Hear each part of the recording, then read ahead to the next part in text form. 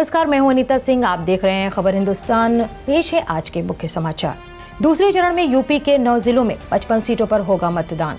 UP की 403 सीटों के लिए 7 चरणों में मतदान होना है, जिसके तहत पहले चरण में 10 फरवरी को 58 सीटों पर मतदान की प्रक्रिया आयोजित हो चुकी है, तो वहीं इसके साथ ही दूसरे चरण की भी प्रक्रिया शुरू हो गई है। दूसरे चरण में वेस्ट यूपी के 9 जिलों में मतदान की प्रक्रिया आयोजित होनी है, जिसके तहत वेस्ट यूपी के इन जिलों की 55 विधानसभा सीटों पर 14 फरवरी को मतदान की प्रक्रिया आयोजित होगी।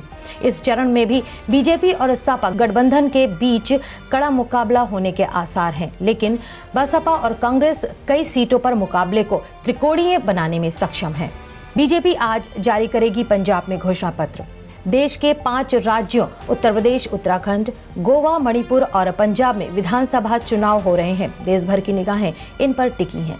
इन राज्यों में देश की 20% आबादी रहती है। इसी कड़ी में केंद्रीय मंत्री हरदीप पुरी बीजेपी के वरिष्ठ नेताओं के साथ आज दोपहर 2 बजे जालंधर में पार्टी का घोषणा पत्र जारी करेंगे। पंजाब में 20 फरवरी को मतदान होना है। यूपी में 14 फरवरी से खुलेंगे नर्सरी से 12वीं तक के स्कूल।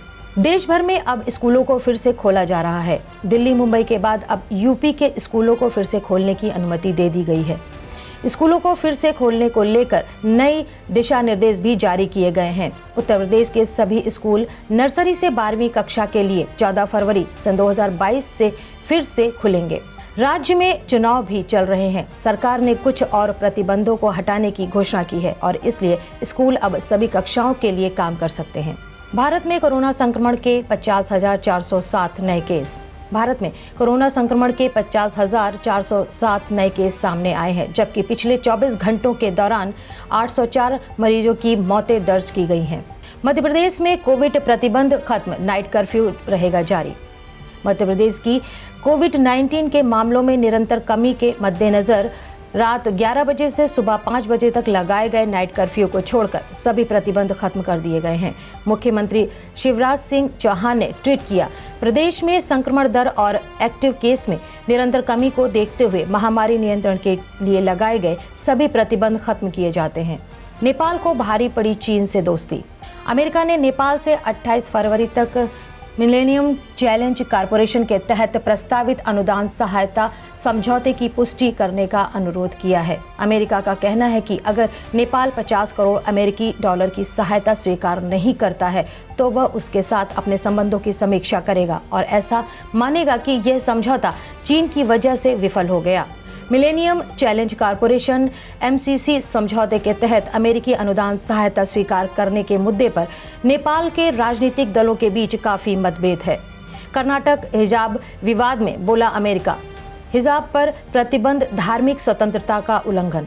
कर्नाटक में हिजाब पर प्रतिबंध को लेकर विदेशों से भी प्रतिक्रियाएं सामने आ रही हैं। इस विवाद पर अमेरिका ने भी अपना बयान जारी कर दिया है। भारत में मुस्लिम छात्रों की हिजाब पहनने की मांग को लेकर उठे विवाद के बीच अमेरिका ने कर्नाटक की आलोचना की है। कर्नाटक के शैक्षणिक संस्थानों में हिजाब को लेकर उपजे तनाव पर अमेरिका ने कहा है कि स्कूल कॉलेजों में हिजाब पर प्रतिबंध लगाना धार्मिक स्वतंत्रता का उल्लंघन है। धार्मिक कपड़ों की इजाजत देना है या नहीं, यह कर्नाटक को तय नहीं करना चाहिए। हिजाब पर आया सोनम कपूर का रिएक्शन। हिजाब को लेकर इन दिनों नेशनल लेवल पर एक बहस छिड़ी हुई है। इस मुद्दे पर कई सेलिब्रिटीज भी अपना अपना मत रख रहे हैं। शैक्षणिक संस्थानों में छात्रों को हिजाब पहनने की अनुमति दी जानी चाहिए या नहीं, इस पर कर्नाटक राज्य में चल रही अशांति ने अभिनेत्री सोनम कपूर आहूजा का ध्यान अट्रैक्ट किया है। इंस्टाग्राम पर सोनम कपूर ने पगड़ी में एक पुरुष और हिजाब में एक महिला की तस्वीर शेयर की है और ये सवाल किया कि पगड़ी एक ऑप्शन क्यों हो सकता है जबकि एक हिजाब नहीं हो सकता। उन्नाव में युवक की मौत के बाद ग्रामीणों ने सड़क जाम कर पुलिस पर किया पथराव। उत्तर प्रदेश के उन्नाव जिले में असीवन थाना क्षेत्र में बीते 2 दिन पहले बैंक से पैसे निकालकर घर की ओर जा रहे बाइक सवार को एक कार ने टक्कर मार दी थी, जिससे उसकी मौके पर ही मौत हो गई। हालांकि सूचना पर पहुंची पुलिस ने शव को हटवाकर उन्नाव मोर्चरी भिजवा दिया। फिलहाल इस बात पर गुस्साए परिजनों और ग्रामीणों ने मार्ग जाम कर दिया।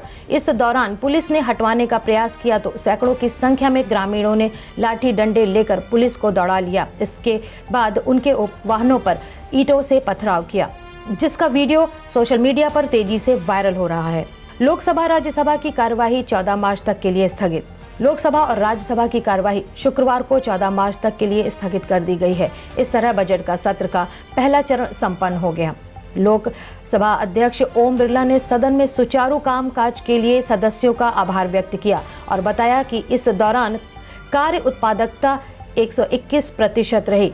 लोकसभा अध्यक्ष ओम बिरला ने बजट सत्र के पहले चरण में हुए कामकाज का उल्लेख करते हुए कहा कि सदन में राष्ट्रपति के अभिभाषण पर चर्चा के लिए आवंटित 12 घंटे के समय के स्थान पर 15 घंटे 13 मिनट चर्चा हुई, जिसमें 60 सदस्यों ने भाग लिया। 60 अन्य सदस्यों ने अपने लिखित भाषण सभा पटल पर रखे। तो ये थी अब तक की खबरें। आगे की अपडेट के लिए बने रहिए खबर हिंदुस्तान के साथ।